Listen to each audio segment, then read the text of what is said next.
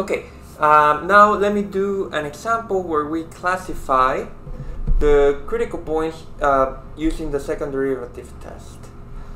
Okay, so the function is this one, x squared y plus a third y cubed minus x squared minus y squared plus 2.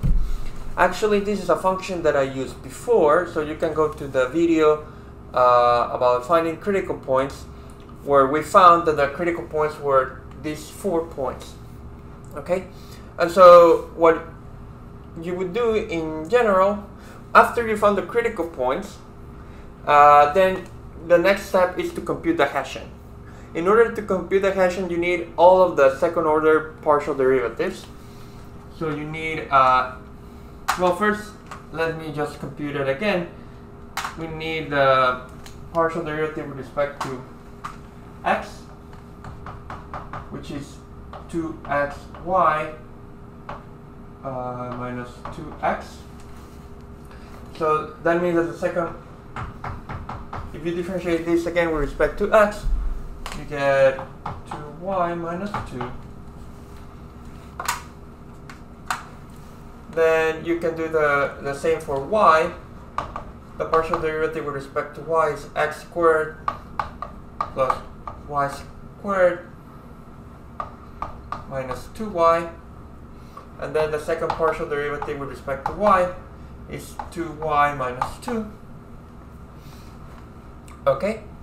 And so the last one is a mixed partial derivative, meaning one with respect to x and one with respect to y. So for example, you can just take this expression and differentiate it with respect to y. And so you get 2y. Sorry, another silly typo. We also need the mixed partial derivative, which, for example, you can obtain by differentiating this one with respect to y, and then you just get 2x. So the Hessian, the next step is to assemble all the partial derivatives into a 2x2 matrix. So you put this one on top, this one here, this one here, and then you put the mixed ones in the off-diagonal terms, and then you compute the determinant of this matrix, which is 2y minus 2 squared minus 4x squared, which is the same as 4y minus 1 squared minus x squared. And then what you should do is evaluate each of the critical points at the corresponding determinant. I mean, compute the determinant at each of the critical points, and if necessary, you analyze the second partial derivatives. But that only happens in one of the 3 cases. Cases being labeled by the sign of the determinant. So let's go to 0, 0. If you compute the determinant at 0, 0, you get 4. This one goes away, and then you get 4 times 1 squared, so you just get 4. This is positive. The determinant is positive. We are in this case, meaning that you have to evaluate the second partial derivative at 0, 0, and you get -2.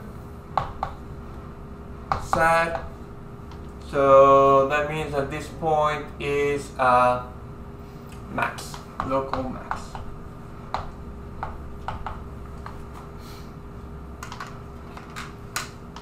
And then we can do 0, 2, determinant of the Hessian at 0, 2. So y is 2, so you get 2 minus 1, that's 1 squared, minus 0, so you get 4. That again is positive.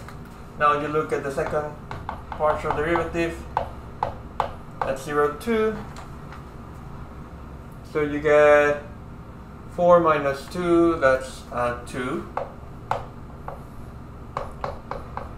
Happy, local mean.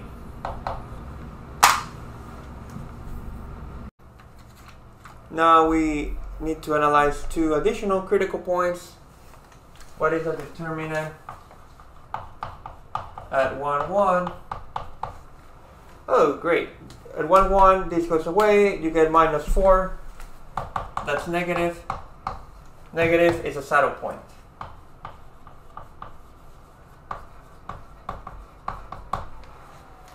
And then you also analyze the determinant at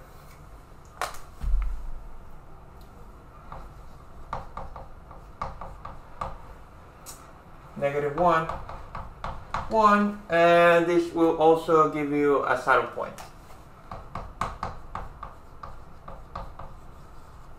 In other words, the setup is that we got 0, 0 is a max, this one is a mean, this one is a saddle point, and this one is a saddle point. There's no rule saying that like they have to be distributed in some way, so there's nothing against there being no saddle points. I guess in general, like depending on, I mean, there could also be just one local max or one local mean. So yeah, like there are no obvious rules regarding the number of them.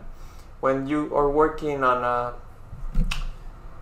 when you restrict the domain of the function, say to a square or something of finite size, then there are more restrictions that might arise, but we will discuss that later.